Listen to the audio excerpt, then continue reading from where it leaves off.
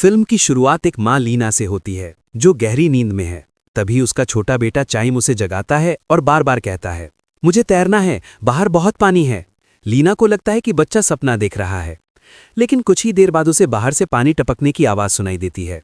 जब वो खिड़की से बाहर देखती है तो फिलहाल हल्की बारिश हो रही होती है।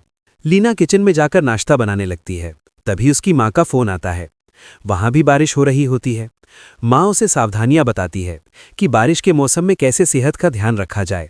लीना जैसे ही पानी भरने के लिए नल खोलती है, नल से पानी नहीं आता। वो चाइम से पूछती है कि क्या उसने नल खुला छोड़ दिया था, लेकिन चाइम मना कर देता है और अपनी ड्राइंग दिखाता है। अचानक लीना के पैरों में पानी आने लगता है। धीरे धीरे पूरा घर पानी से भरने लगता है। दरअसल पानी बैल्कनी से अंदर आ रहा था। जब लीना बैल्कनी में जाती है तो देखती है कि नीचे की सारी इमारतें पानी में डूब चुकी हैं। चाइम पानी देखकर खुश होकर तैरने लगता है, लेकिन लीना उसे डांटती है और टेबल पर खड़े होने को कहती है। खुद जरूरी सामान पैक करने जाती है। तभी उसके फोन पर एक कॉल आती है। कॉल एक एजेंट का होता है जो कहता है, कुछ भी पैक मत करो, तुरंत बाहर निकलो, मैं तुम्हें लेने आ रहा हूं। लीना सिर्फ अपनी जरूरी इंसुलिन एक छोटे बैग में रखती है। बाहर निकलते ही उसे पता चलता है कि चाइम गायब है। वो पूरे घर में उसे ढूंढती है। आखिरकार चाइम अलमारी में छुपा मिलता है। लीना माफी मांगती है, उसे गोद में उठाती है और तुरंत अपार्टमेंट से बाहर निकल जाती है। बाहर पहले से ही लोगों की भीड़ जमा होती है। रास्ता पूरी तरह जाम हो चुका होता है।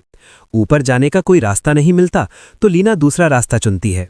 कई सीढ़ियां पार करने के बाद टूटे फूटे सामान से भरे रास्ते से किसी तरह निकलते हुए वो सामने वाले अपार्टमेंट में एजेंट को देखती है। लेकिन तभी चाइम फिर उससे अलग हो जाता है। लीना उसे ढूंढते हुए एक दूसरे फ्लैट में पहुंचती है। तभी अचानक एक भीषण सुनामी आती है, सब कुछ बहा ले जाती है। इसी दौरान लीना का इंसुलिन भी उससे अलग हो जाता है। किसी तरह लीना चाइम को ढूंढ लेती है, लेकिन बाहर निकलने का दरवाज़ा नहीं खुलता। पानी में सांस न ले पाने की वजह से दोनों बेहोश हो जाते हैं। तभी एजेंट वहां पहुंचता है। दरवाज़ा तोड़कर दोनों को बाहर निकालता है। ऊपर पहुंचकर लीना चाइम के पेट से पानी निकालती है और वो होश में आ जाता है। एजेंट का नाम सैंगू होता है। वो सारा डेटा रिकॉर्ड करता है और बताता है कि ऊपर हेलीकॉप्टर आने वाला है। यहीं पता चलता है कि लीना एक बड़ी कंपनी की मैनेजर है। 2 वैज्ञानिकों ने मिलकर एक इमोशन इंजन बनाया था, जिसमें से एक वैज्ञानिक गायब हो चुका है। अब सिर्फ लीना ही बची है जिसकी मदद से इस तबाही को रोका जा सकता है। सैंगू ये भी बताता है कि किसी तारे का टुकड़ा अंटार्कटिका से टकराया था, जिसकी वजह से जापान में ये भयानक आपदा फैल गई है। आधा जापान डूब चुका है और किसी के पास इसे रोकने का समय ही नहीं मिला। इसी बीच चाइम कहता है कि उसे वॉशरूम जाना है। लीना के पास अतिरिक्त कपड़े नहीं होते, लेकिन वो उसे संभालते हुए अगले फ्लैट में ले जाती है। वहीं सैंगू फोन पर किसी से कहता है कि लड़की अब भी मेरे साथ है, मैं उसे जल्द ऊपर ले आऊंगा। लीना उससे फोन लेकर अपनी मां को कॉल करती है। दूसरी तरफ भी सुनामी आ चुकी होती है। मां आखिरी बार उससे बात करती है और अलविदा कहती है। लीना टूट जाती है, लेकिन खुद को संभाल लेती है। कॉल खत्म होते ही गैस लीक होने की आवाज़ आती है। किचन में गैस पाइप टूटी होती है। तीनों तुरंत वहां से निकलते हैं। बाहर पता चलता है कि कई अपार्टमेंट्स में विस्फोट हो चुके हैं और रास्ते पूरी तरह बंद हैं। सैंगू छत की तरफ चढ़ जाता है। चाइम भी ऊपर चढ़ जाता है, लेकिन लीना फिसलकर नीचे गिर जाती है और बहते हुए दूसरे अपार्टमेंट में पहुंच जाती है। वहां सीढ़ियों से ऊपर जाते हुए उसे एक लिफ्ट से लड़की की आवाज़ सुनाई देती है, जो मदद मांग रही होती है। लीना उसे दिलासा देती है और मदद के लिए एक डंडा ढूंढने जाती है। रास्ते में वो 2 चोरों को चोरी करते हुए देखती है, लेकिन फिर भी वो लिफ्ट तक पहुंचती है। तभी एक और सुनामी आती है और पूरा फ्लैट पानी से भर जाता है। अगले सीन में लीना सीढ़ियां चढ़कर अपने बेटे चाइम तक पहुंचती है। चाइम डर से कांप रहा होता है और लीना के पास अब इंसुलिन भी नहीं बची होती। वो चाइम को गोद में उठाकर एक फ्लैट में जाती है। किचन में कुछ चीज़ें मिलाकर एक घोल बनाती है और उसे पिलाती है।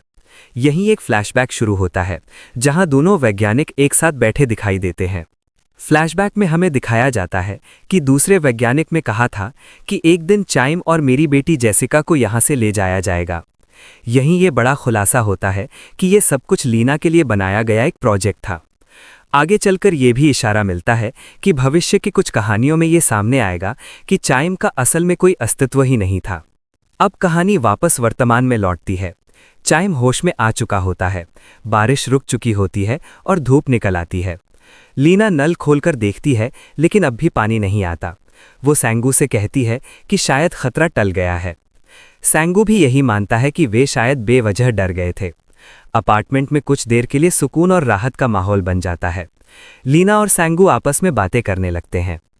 लेकिन अचानक आसमान का रंग बदल जाता है। सूरज की रोशनी गायब हो जाती है और मोटे सफ़ेद बादल छा जाते हैं। और तभी एक और विशाल सुनामी उनकी तरफ बढ़ती है। लीना और सैंगू तुरंत चाइम को लेकर भागते हैं। वे उस बुजुर्ग दंपत्ति को धन्यवाद कहते हैं और आगे बढ़ जाते हैं। यहाँ एक खास बात नोट करने वाली है। अभी तक लीना की टी शर्ट पर कोई नंबर नहीं होता। आगे चलकर यही नंबर बहुत बड़ा कन्फ्यूजन पैदा करेगा। तीनों तेजी से सीढ़ियां चढ़ते हुए कई अपार्टमेंट पार करते हैं।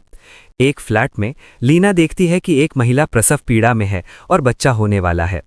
लीना उसकी मदद करना चाहती है, लेकिन सैंगू कहता है अब समय नहीं है और लीना को जबरदस्ती वहां से ले आता है। चाइम मासूमियत से पूछता है, उस आंटी को क्या हुआ? लीना कहती है वो बच्चा पैदा करने वाली है। चाइम फिर पूछता है, क्या आपको भी वैसा ही दर्द हुआ था? लीना इस सवाल का कोई जवाब नहीं देती। लीना थक चुकी होती है और थोड़ा रुकना चाहती है, लेकिन सैंगू कहता है बस एक अपार्टमेंट और, हम पहुंच गए हैं। वे आखिरकार छत पर पहुंच जाते हैं। दरवाज़ा खुलते ही बाहर एक हेलीकॉप्टर खड़ा होता है। सैंगू तुरंत रिपोर्टिंग शुरू कर देता है और रिकॉर्ड करता है कि उसने लीना को सुरक्षित छत तक पहुंचा दिया है।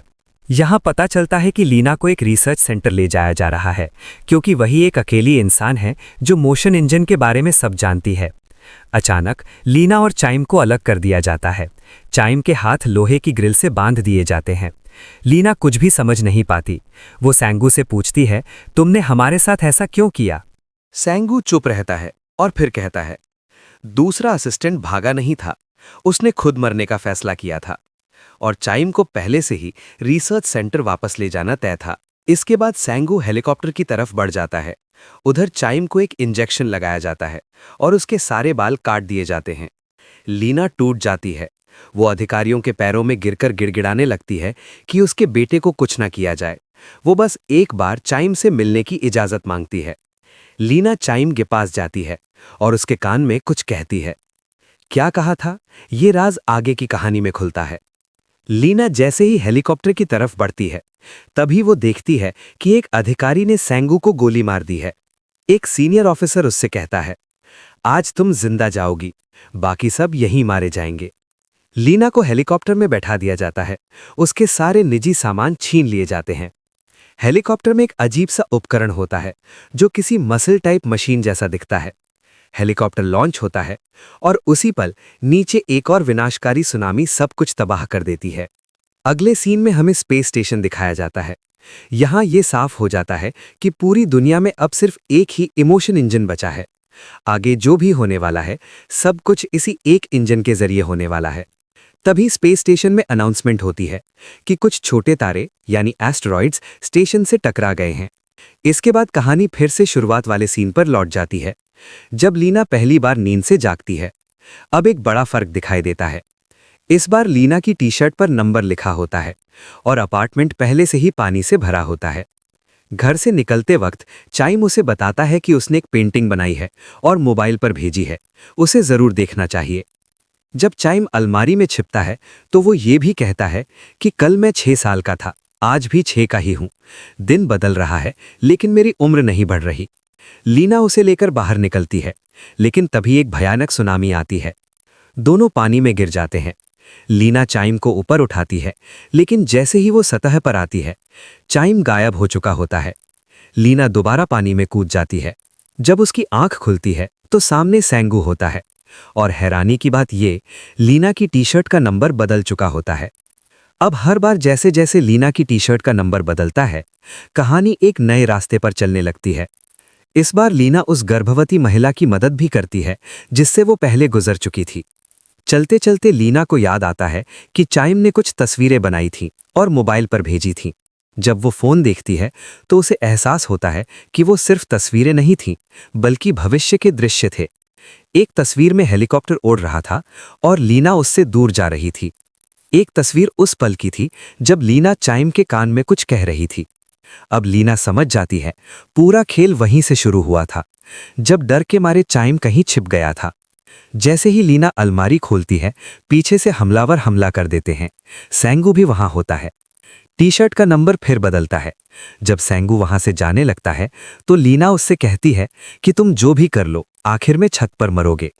और सच में सेंगू दोबारा लौटकर लीना को बचाता है। अब लीना उससे पूछती है, क्या ये सब इमोशन इंजन की वजह से हो रहा है? वो समझ जाती है कि जब जब चाइम डरता है वो किसी कोने में छिप जाता है और उसी डर से पूरी दुनिया दोबारा बन जाती है। वो दोनों कई बार चाइम को ढूंढते हुए छत तक पहुंचते हैं, लेकिन अंत हर बार एक सा होता है। सेंगू मर जाता है और लीना आगे बढ़ जाती है। कहानी फिर से शुरू होती है। इस बार लीना को पता होता है कि चाइम कहाँ छिपेगा, और सच में चाइम छत पर एक अलमारी में छिपा होता है, क्योंकि पहली बार लीना ने उससे साफ कहा था, मैं जरूर आऊंगी, तब तक यहीं छिपे रहना। अब सीन फिर से स्पेस स्टेशन पर आता है। उस छोटे तारे की टक्कर से पूरा स्पेस स्टेशन तबाह हो चुका होता है। लीना अपने मिशन के लिए तैयार खड़ी होती है। उसके सिर में एक इंजेक्शन लगाया जाता है, जिससे उसका दिमाग चाइम के दिमाग से जुड़ जाता है। इमोशन इंजन के जरिए उन दोनों के दिमाग से एक पूरी दुनिया बनाई जाती है। और तब सच्चाई सामने आती है। अब तक जो कुछ भी हुआ था वो सब इमोशन इंजन के अंदर घट रहा था। अंत में यह भी पता चलता है कि लीना और उसके बॉस ने एक प्रोजेक्ट के तहत चाइम और जेसिका को बनाया था। यानी पूरी फिल्म एक कल्पना, एक भावनात्मक दुनिया और एक मन के भीतर रची गई हकीकत थी। और यहीं इस कहानी का अंत हो जाता है।